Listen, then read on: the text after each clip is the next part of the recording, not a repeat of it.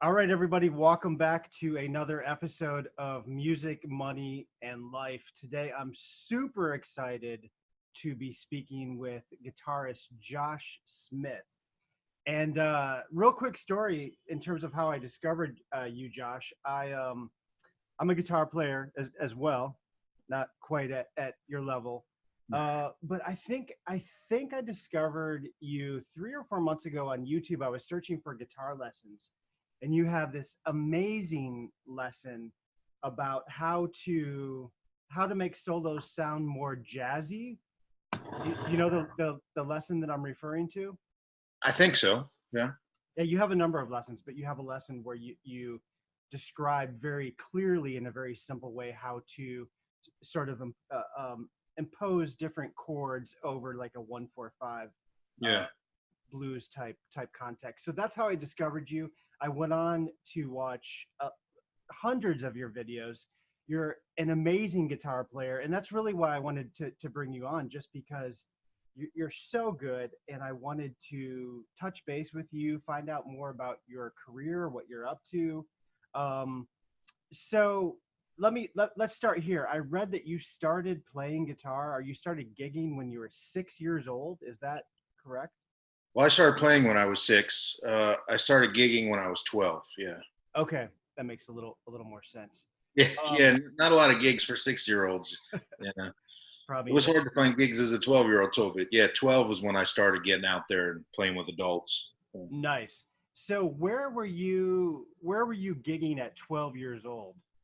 What types of gigs were Bars, you man, doing? around, I grew up in Florida, in South Florida, and it started for me by going to like open jams where they'd have these blues jams, and I'd sign up on the list to, get up and play a tune or two.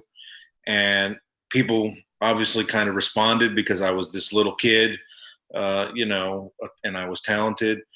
And then some of the adults who frequented these jams or even hosted some of these jams started to see, that people might be interested in seeing this kid play guitar. So they started asking me to come to their gigs, not their jams, and play. And next thing I knew, I was getting paid to, do these gigs, and it kind of turned into a thing. Nice. And if you don't mind me asking, how old are you now? How old are I'm you currently? 39, but I'll be 40 next week. So Okay. So yeah, I really wanted to bring you on just because you're such an amazing guitarist, and I consider you, obviously a working musician. So I kind of wanted to get a sense of what your what is what is it like for someone like you? You're a great musician. Obviously, the music industry is fraught with challenges. It's a hard industry. What is your career like at this point? How do you make a living? Do you make a living primarily as a guitarist, or are you doing? I know you do some producing as well. How does that work? well, I mean, I make a living as a musician, but you have to be incredibly diverse in all the different avenues that you can have money coming in these days. So I have spread myself very wide, to have enough money coming in to have this be the only thing I've ever done. Again, since 12, yeah, I was in school then, but really since 17, when I graduated high school, I've done nothing but this. This is my whole life. It's the only job I've ever had. So I've almost had, three arcs to my career, kind of, from 17 till 22. I know that's not a long time, but I did nothing but my own thing. I was in a van.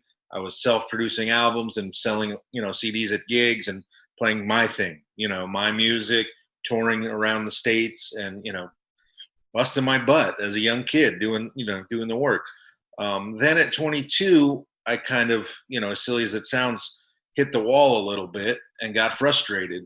I had been doing it really since 12, but full time since 17, and I just needed a break from like being a front man, trying to find a record deal and do all those types of things. So I moved to Los Angeles, and when I moved here to Los Angeles, I decided I was going to be just a guitar player. I was going to work as a guitarist. I figured I was probably good enough to get gigs touring with other artists and hopefully do sessions and things like that. And so that's what I did. Sight unseen, packed up, moved with my wife to Los Angeles, and it worked out. For the next 8 years, I pretty much did nothing but play other people's music or do sessions and tour as a sideman. And that was great. It made me a way better musician. I learned all this stuff I never would have even thought about if I only had just done me forever. So that was really cool. And it also gave me some, you know, what's the word I'm looking for? It gave me some, standardization. It kept things consistent, money wise, at least, yes, it's still very cyclical. The music business is so up and down that I'd have years where I did great and years where I just did okay. But at least it wasn't relying only on, my name to kind of make things happen. So that was the next 8 years or so till I was about 30. So that's about 9 years ago, or 10 years ago. Maybe I was 31, 32, when all of a sudden it started to swing back around. My name started to get more popular, but it wasn't so much in the blues world anymore. It was, with guitar players, guitar players. But they started to have an interest in what I was doing and wanting to see me do my own thing, or where was my new album and where was this and that. So little by little, I'll do a new record, which was the first one I'd done in a while, things like that. And yeah, it slowly has built back to where now I spend, 75% of my year doing my thing. And then when I do sessions, they're just ones that I do mostly here in my own studio where people mail me sessions. And then now, yes, I'm also producing records for other people in my studio. And then there's all the other extraneous stuff that you do to make a living, like the True Fires and, putting your name on gear, helping design gears, promoting products, all that type of stuff. So yeah, I've got money coming from here, and here. But it's all now, again, kind of swung back to being directly from my thing. So yeah. Nice. Was that sort of your, I mean, it sounds like that was your goal all along. Are you kind of happy that you're more focused on your own music now? Well, it was my goal when I was a kid, but I certainly let that go, when I Right. moved here. And it's been almost organic the way it's swung back now. But yes, it's gratifying because, in my heart, it's what I've always wanted to do. But I'm so appreciative of the time I've spent doing the sideman thing and the session man thing, because I feel it's made me a better me in my thing. So I wouldn't change it. I wonder sometimes, like, I've known a lot of these guys my age since we were kids. So guys like Derek Trucks, I grew up with in Florida, Bonamassa, Eric Gales, Kenny Wayne Shepherd, Johnny Lang. I've known all these guys for so long. And the biggest difference between me and most of those guys is none of them took a break. So even when it took them 20 years for it to pay off, like the way it has for Joe now, he only ever did Joe. So I wonder sometimes what would have been the difference, but also I wouldn't be the musician I am now if I didn't do what I did.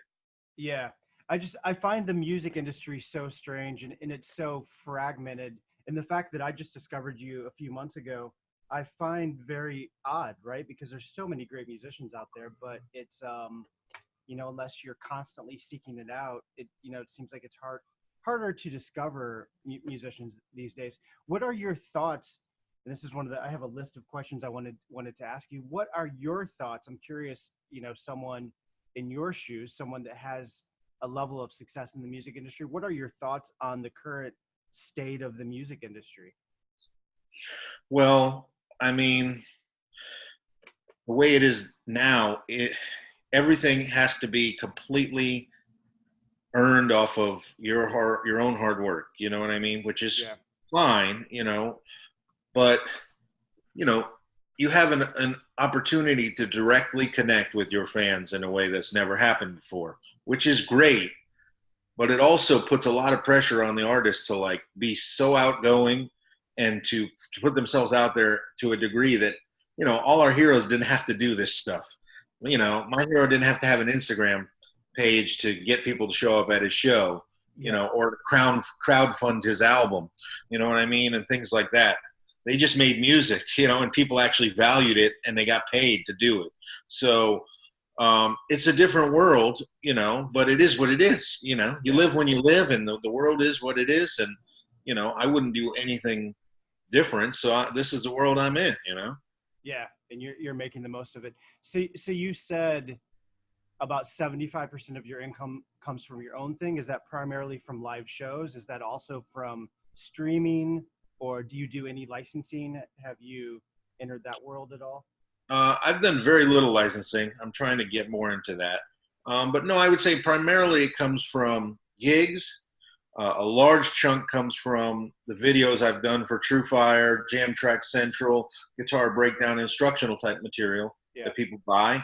Um, Lately, the chunk that comes from gear that I endorse, but not just that I endorse, that I help design and have my name attached to, like a pedal that I was my idea and we sell, I get a percentage of that, a speaker, an amplifier. That's started to add up. That's a good chunk every year of stuff. And then sessions, I still do a number of sessions where it's just me playing guitar for somebody. So that's the biggest chunk of my income. And then I would say the second biggest chunk now is from producing records for other people in my studio, using my studio as a way to make money, not just for projects that are mine, you know what I mean? Yeah, for other artists as well. Cool. And how important do you feel like moving to Los Angeles was for your career? It was crucial in a few ways.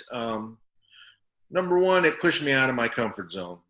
It made me, I'm not the most outwardly self-promoting type guy, and I'm also not lazy, but I'm not the kind of guy that just is always out there shaking hands and kissing babies and looking for work, in every avenue. I'm not that guy.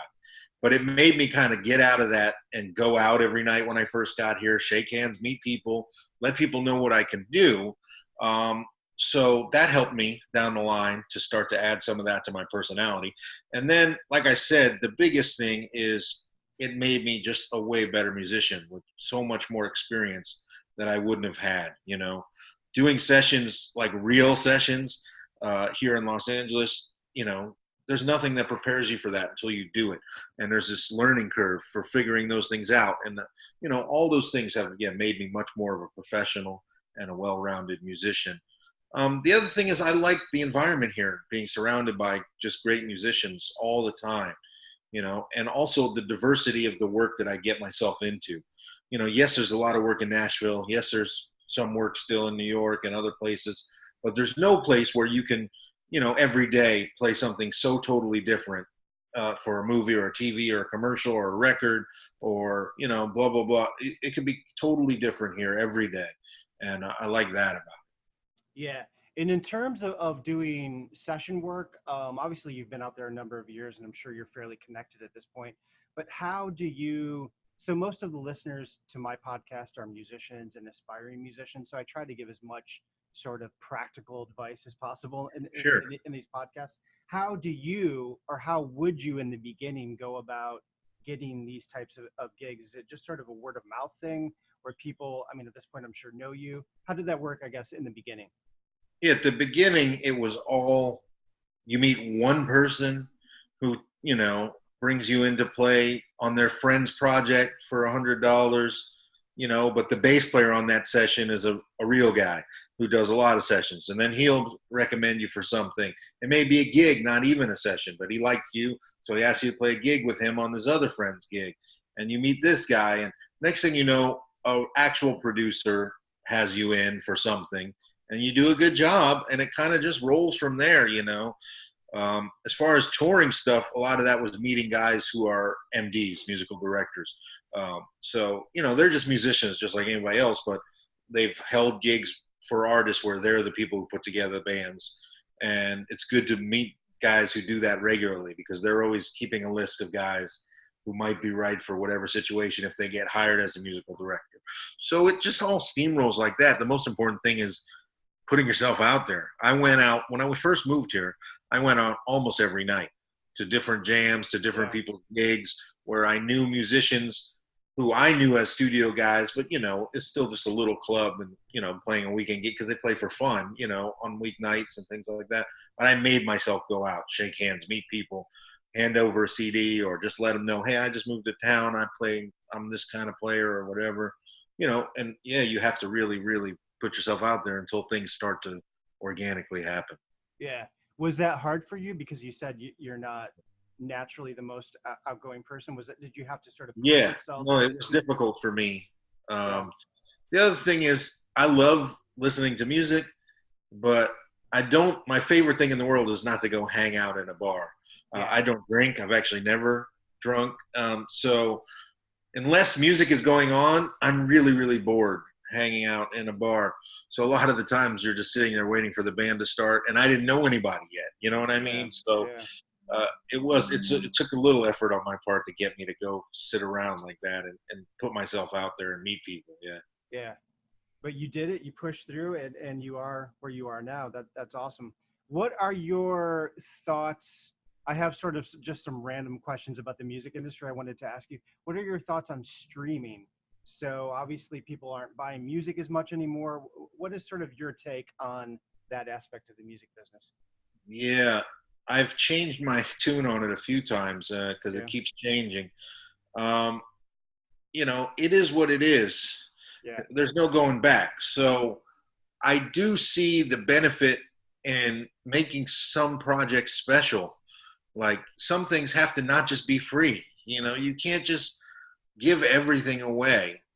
So I'm starting to reevaluate that aspect of, and maybe this does not go on Spotify, this project, Mm. and maybe I keep this closer to the vest, but it's just an unbelievable world. People go and record something today and immediately it's on Spotify, making them pennies, uh, Yeah. it's weird because you want people to hear your stuff, but they have to wade through billions times more music than they've ever had to wade through before to find something they like, Right. because everybody's stuff is up immediately, so it's really hard if you don't know who you're looking for to stumble onto things, because this is going to sound terrible, but 90% of the stuff you stumble onto is going to be freaking awful because it's the whole world's musical output. Right. Yeah. When I was going to the music store when I was a kid, I didn't see mom and pop's CD that they made in their basement sitting there next to George Benson's CD. You know what I Right. mean? It was like, now it's when I go through iTunes, everyone is there, and not all these people, do I want to have to listen to, so Yeah. it's weird.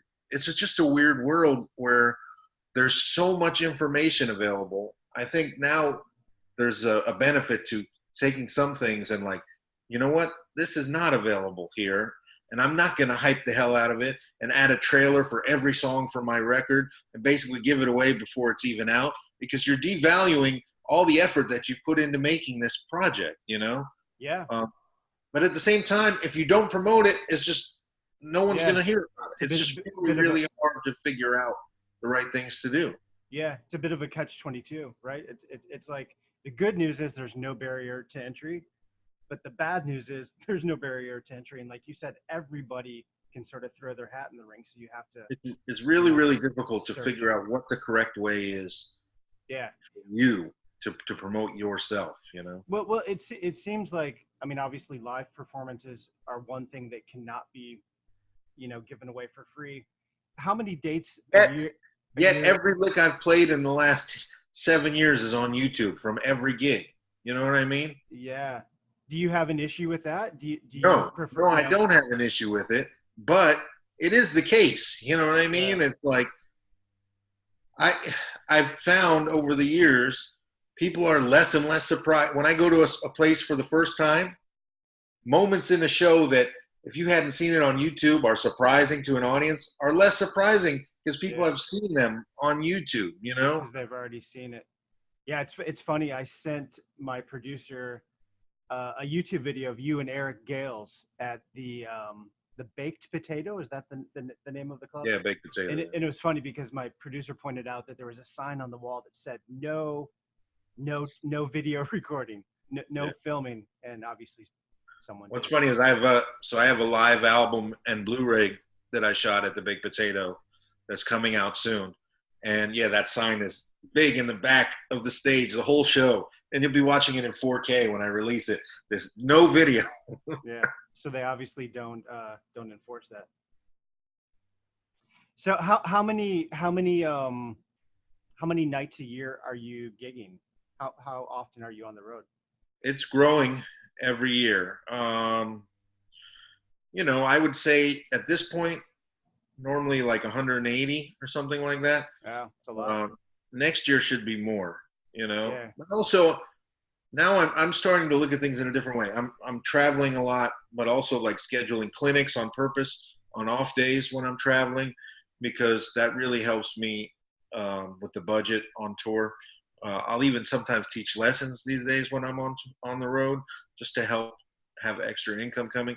Yeah. Because touring, while the most fun thing I can do, and it's incredibly important to connect with fans and sell merchandise at the gigs and things like that, it's hard to make it pay for itself because the expenses are high.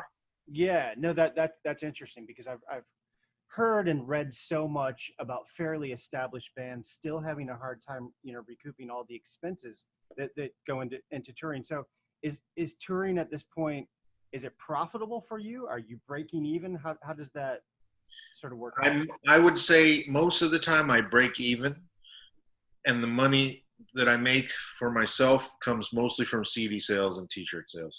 But like Okay. the money you make from ticket sales and gig money is just enough to pay for the gas and the van, and if we flew in, tickets, and paying the musicians who are with me and things like that. Wow. And is that discouraging to you at this Yeah, point? Yeah, absolutely. yeah. How could it not be?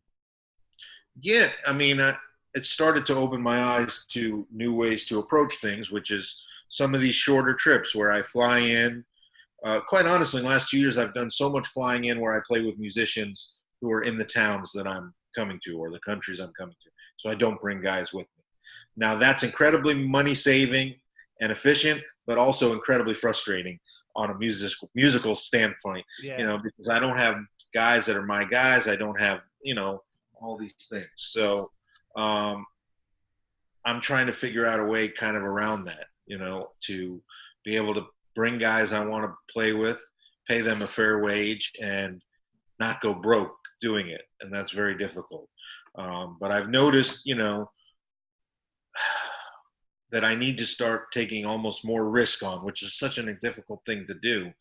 But like on the gigs where I buy the room and sell the tickets myself, I end up doing way better. But I'm having to lay out money and bet on myself. Yeah. Whereas when you're trying to book a tour and someone offers you a night and they say, we'll pay you $1,000, most of the times you have to say yes, because that's some guaranteed money in the pot. But odds are, if I would have, bought the room from them for $500 and charged $25 a ticket, I could have made $2,000 or Yeah. $2,500, So it's just a difficult decision, but you got to lay out that money and be willing to take risk. And so I'm balancing that all constantly, trying to find the best way to do this. Yeah, yeah. What is sort of an average draw for you at this point? How many people are coming out to your shows? Yeah, overseas, it's, between 200 and 300. Here in the States, it's still more like 150. It's so just as a musician, one musician to another, that's so bizarre to me because like I said, you're so good. And again, I want to sort of reiterate, that's why I wanted to bring you on this podcast, Josh. I sort of stopped doing this for a few months. I took like 6 months off of doing this podcast because I'd been focusing on licensing. I've done like 95 episodes, most of them focusing on licensing. And I just kind of, I feel like there wasn't much left to say. So I sort of had this epiphany that I should just reach out to people that I genuinely want to connect with and bring exposure to. So it's inspiring on one hand that you're doing it, but the fact that I would think someone like you would have thousands of people. Like in my mind, you should be playing theaters. What is your sort of long-term goal? Where do you see yourself? And I know that's sort of a cliche question, but Yeah. do you see yourself reaching like the Joe Bonamassa level? What he's playing for, what, like 5,000 seaters at this point? Is that sort of, Yeah. yeah, Well, Joe, Joe's a great friend, and obviously we've worked together on certain yeah, things, and we have, we know each other a long time. And yes, it's a huge inspiration to see what he's done. yeah, Especially, I mean, in reality, he's done it all in the last 10 years. So from 32 to 42. So it lets you know, hey, these things aren't completely out of reach. You yeah, don't have to be a star at 20, and blah blah blah, and have the John Mayer happen to you or Gary Clark Jr. You can get there just by working your freaking ass off for 20 years straight. You know, at the same time, what Joe is doing is a complete anomaly because there's no one else who even approaches his level in our world, as far as success goes. So, would I like to reach that level? Yes. But am I realistic? Yes. I'm going to be 40 next week. You know what I mean? I've been doing this a long time.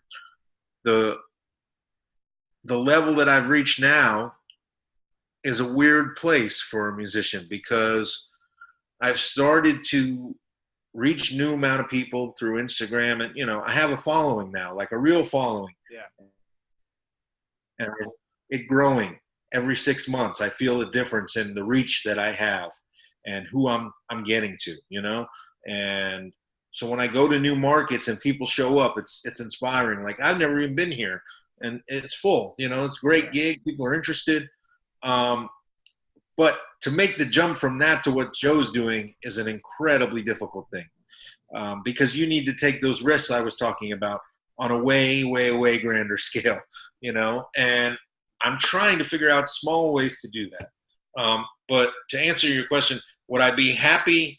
What would I be happy with, or what is my goal? I want to get to just self-sustainment and I want to be self-sufficient, doing my thing, playing with the guys that I want to play with, and have enough money to have everybody be smiling.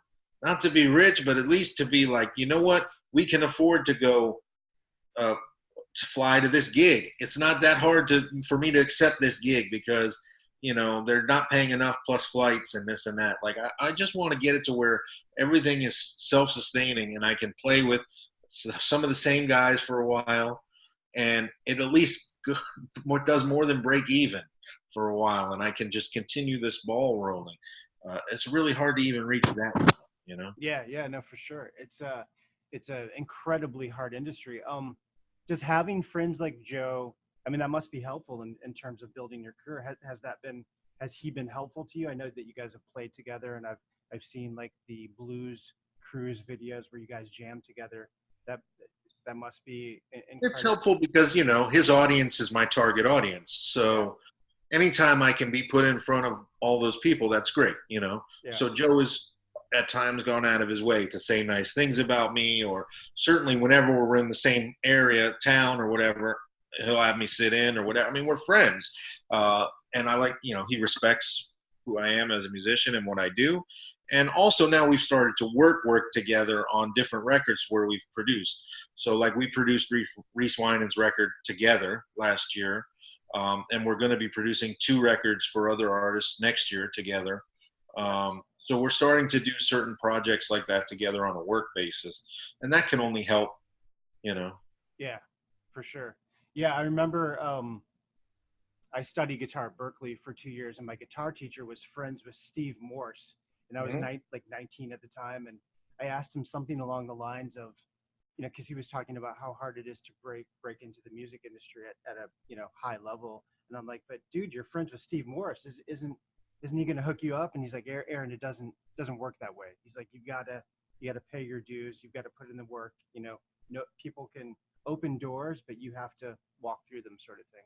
Yeah, I get that question a lot about Joe. Like, why doesn't he put you on his own label? Why doesn't he have you open for him? And it's like, dude, he's my friend. He doesn't have an obligation to me to do anything. You know what I mean? He does, more than anybody can ask most of the time, But it's not his job to make my career for me.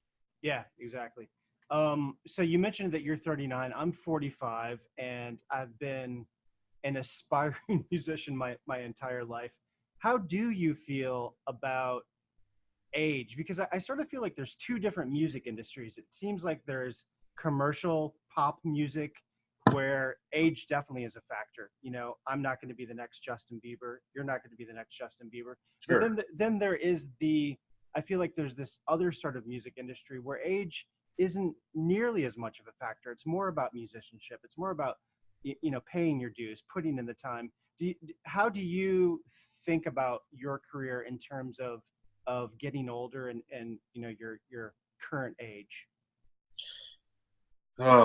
It's a weird question. As far as age goes, I don't spend a lot of time thinking so much like, I'm not going to be like the hip guy who gets a big record deal and be a pop star. You know, it's, that stuff is for other people to worry about. I've never been the guy who cares like, to wear the coolest clothes and, like Gary Clark Jr. I look at that dude. He's just so fucking cool, and he's great, but he's young and good looking and cool. And, I'm not that guy. I'll never be that guy. I'll never be John Mayer, you know. That's fine. The things about age that bother me are over the years I've been, if I'm obsessed with anything, it's with being the best musician I can be and keeping myself moving forward at all times. And that's the things I worry about with age. Will I be able to continue to do that? Will my playing start to slip? And on a selfish level, will I reach a level of success that I'm striving for before my playing starts to slip? If it does slip, and this is stupid stuff to worry about, but it is stuff I worry about because I've grown up seeing guys who, when I was a kid playing, they were 40-year-old in their prime, killing it. And now they don't play the way they used to. Now that they're 60 something and I'm going to be 40, and I don't want that to happen. Like I want to be like Les Paul playing till I'm 90 something with still, some facility. And so if there's anything I think about with age, it's mostly that type of stuff. Yeah. I've always been really, really obsessed with just being the best musician I can be and playing. And so I don't want anything to change that. Yeah. What age do you feel like that typically starts to happen for musicians? Have you seen? It's different for everybody. Yeah.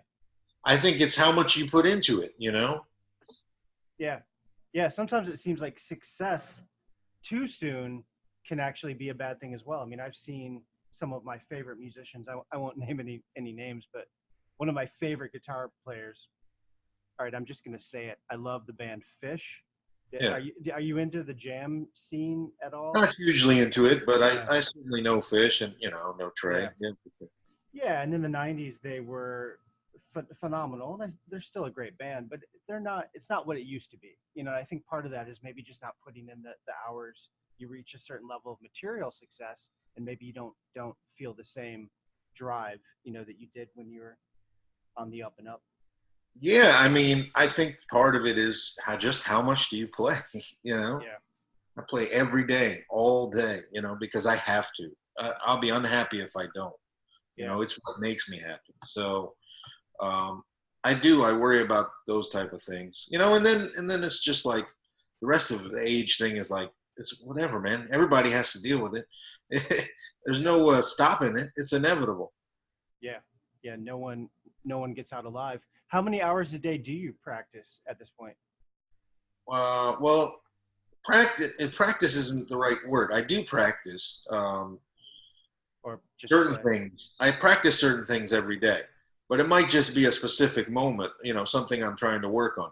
But I play for hours every day. You know what I mean? Now, you could call that practice, but I'm maybe not working on something specific.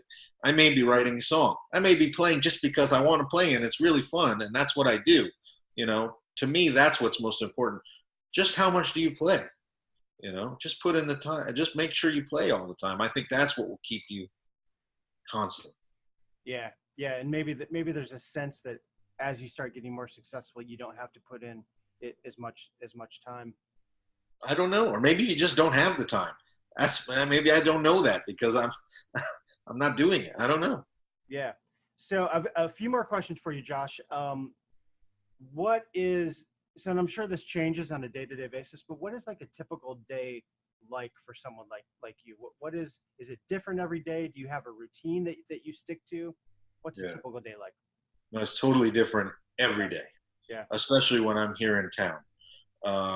When I'm home, I've got my schedule is so random, based on, do I have to record something out in the studio for somebody? In the last few weeks, I've had all these videos for Fender, which are just basically sessions, but they're just hiring me to come to them and play, all day, and they video it. I have stuff like that just is on my schedule all the time on random days. Or I just literally flew home yesterday from Florida yesterday. I was in Tampa for 2 days shooting a new True Fire course, and all those things get scheduled in the the gaps when I'm not on the road playing gigs. So like my next 2 months are crazy. Like next week I track a big band record here. Then I fly to New York to play a gig and do a clinic, and then go to Boston to play a gig and do a clinic. Then I fly home and produce a record for a young guitar player here at my studio. And then I fly to Dallas to do 2 gigs and 2 clinics and then come home. So it's just a bunch of stuff, random stuff all over and over again. Yeah.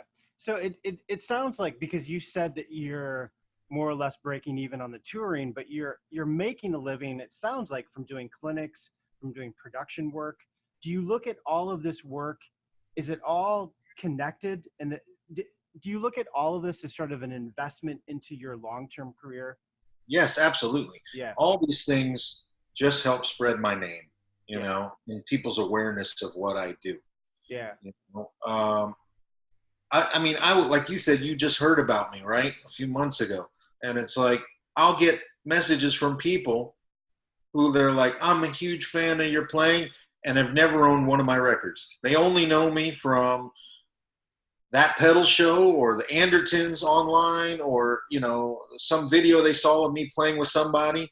And it's like, they'll ask me how many records I have, or do I sing? I'll get that a lot. Do you sing? Yeah. Or you're just a guitar player. And I'm like, you realize I have like 11 albums where I sing, it's like, so yeah, it's interesting sometimes how people find out about you. And, they got these blinders on where they saw you in this setting, and that's what they think of you as, So yes, any of this stuff I can do will bring people in to, hopefully hearing what my main thing is, which is my music. Yeah. Yeah. We should mention, or I should mention, by the way, that Josh is also a great singer. I'm sort of emphasizing your guitar playing. When did the singing, were you always a singer growing up, or did that come later? No, it came, I started right away. Like at 14, I started to realize I need to at least attempt singing, if I ever want to be the guy out front, you know what I mean? Yeah. So it was painful, and I started doing it, and it's been a long road to feel very comfortable as a singer, because guitar playing has always come naturally to me, and I felt comfortable doing it. And singing was not the same. Singing is a lot of hard work to make myself feel like even just decent singer, So yeah, it's been a lifetime of working on the singing side. No, it's funny you say that. I feel the same way. I've been singing for over 20 years, but it's taken a lot of work to feel somewhat comfortable with my singing. Yeah, I struggle with being like a very outgoing singer, personality wise, or improvising singing. I have good pitch, but when I tend to start singing a new song, once I sing it in a certain way, I lock in, and I can repeat that 100 out of 100 times. I'll sing it exactly the same in good pitch, but it's not maybe necessarily the most exciting thing. But I'm playing guitar at the same time, and when I improv, I'm hearing it in these. I'm not always hearing it coming out of my mouth. So I struggle sometimes with that, to the point where now I'm trying to practice singing without even holding my guitar, and force myself to sing more like a non-guitar player would on some occasions. Sort of like a BB King approach, where you're well, no, more like a Otis Redding approach. So just pretending I'm standing out there with a mic only, so that if I hear an improvisation, I'm forced to sing it, not play it. You know what I mean? Or something like that. Yeah. Awesome. Listen, I just have a few more questions for you. I want to, again, just thank you for taking the time to do this. Thank you. Thanks for having me. It's been really fun. Speaking of BB King, did I read that you opened up for BB King for several shows? Yeah. Did you perform with him as well, or was it just? I never got to actually play with him. I just got to open up for him for two tours of Florida, 2 years in a row, because he would come down and tour Florida every year, And the guy who was the promoter of those events hired me to open both runs, so 2 years in a row. So I got to be around him for 10 days straight, 2 years in a row, and Nice. just kind of you know see. Number one, I mean, he was my hero, it still is. But number two, just see the way that he interacted with people, the professionalism of the organization, and just to soak that in as a 17 and 16-year-old, guy was magical for me. Yeah. Wow. You obviously met him. Did you Oh spend? yeah, no, I met him right away the first time, and then that whole tour, I got to speak with him, be around him, Yeah. and yeah, it was incredible, because he was incredibly professional, incredibly outgoing to fans and to everybody, and he was diabetic, so quite often he would be his blood sugar would be low, and he would need something to eat. He wouldn't be feeling great, but man, after the show, he'd sit there shaking everybody's hand, signing every autograph, no matter how he felt. You know what I mean? And it made a major impression on a teenage guitar player. Nice. Um, awesome. Well, listen, couple more questions. Okay, here's a question for you. We've sort of touched on this throughout the interview, but how, and again, like I said, most of my listeners are musicians or aspiring to be musicians. What is your advice in terms of staying motivated in the music industry? Um, any thoughts on that? I mean, obviously you have to love it, and obviously you do, and you need to be good, and you need to put in the hours. But how does someone like you, because again, and I hope you don't take this the wrong way, Josh, I just feel like it it's somewhat sad to me that you're not further along, and I only say that as a testament to your talent. Hey man, I feel it would be a lie if I said I didn't have those same thoughts like everybody else does. If I don't get frustrated, I do. I get frustrated as heck all the time. As silly as it sounds for someone who's 39 and I guess still relatively not that old, I've put my entire, I mean, I've been doing this 26 straight years, almost full time, and, so yes, it's hard to sometimes stay motivated and to keep from reaching levels of frustration that just shut you down, but at the same time, there's nothing else in this world I'm built to do. Like I'm made to do this, and there's nothing else I enjoy more. So even when I'm pissed off about things, when I pick up my guitar for that little moment, all is right in the world. You know what I mean?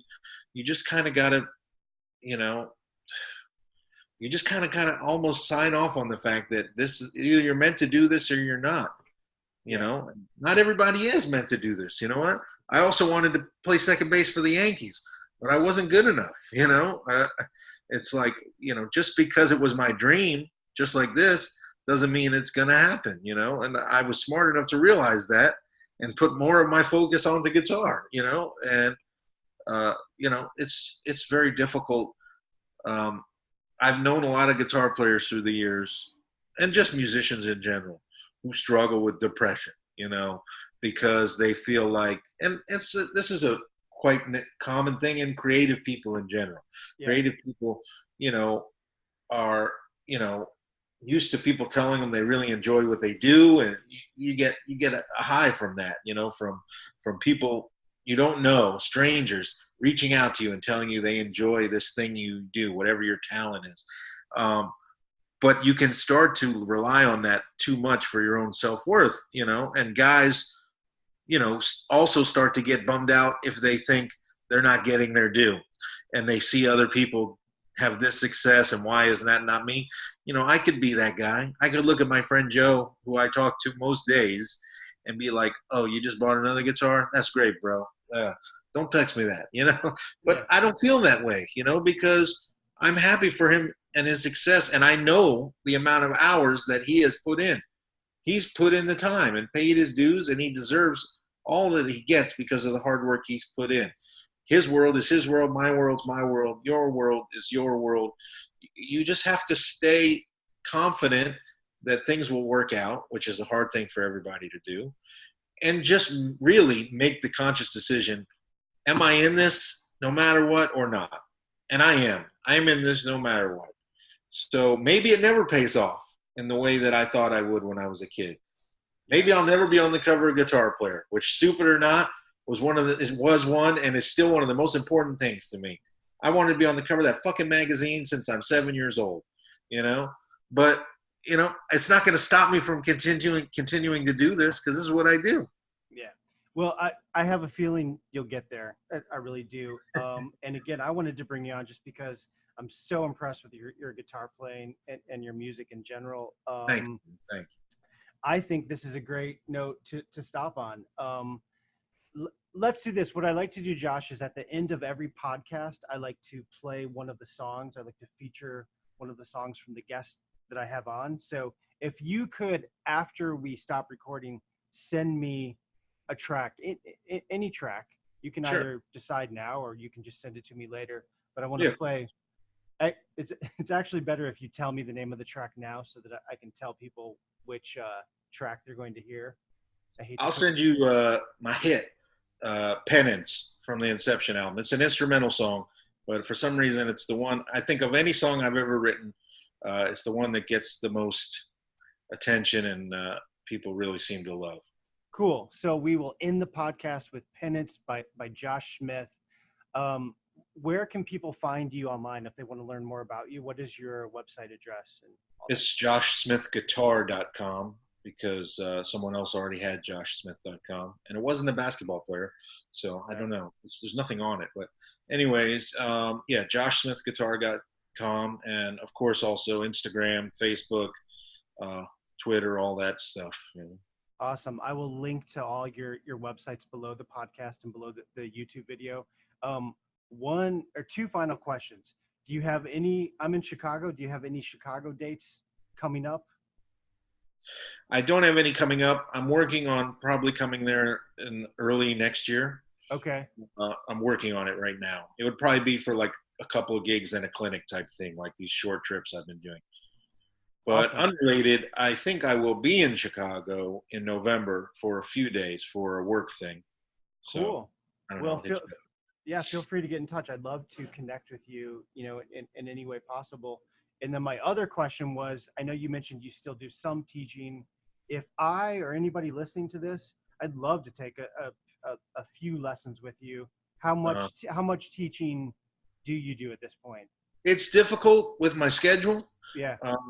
And Skype lessons are already, there's always like a weird like frustration with them because you can't play together, and scheduling is hard, especially so many of the people who want to take lessons from me are in other countries and time zones. So it's sometimes difficult, but the best way is to reach out to me through my website. There's a contact button for lessons, and it's just a matter of, hey, if I can find, one here, one there, then I'm happy to do that when time allows. Yeah, sure. Well, I'd love to do that at some point if your schedule permits. Awesome. In the meantime, everybody check out Josh's websites, check out his music, there's a lot of YouTube videos of Josh's playing. Again, amazing guitar player. And thanks so much for doing this, Josh. I really appreciate it. Thank you very much, man. I really appreciate you having me on. Yeah, man. And let's keep in touch. Okay, I'll email you that track. Sounds great. Talk to you soon. Have a great day. Bye. Yep. Bye.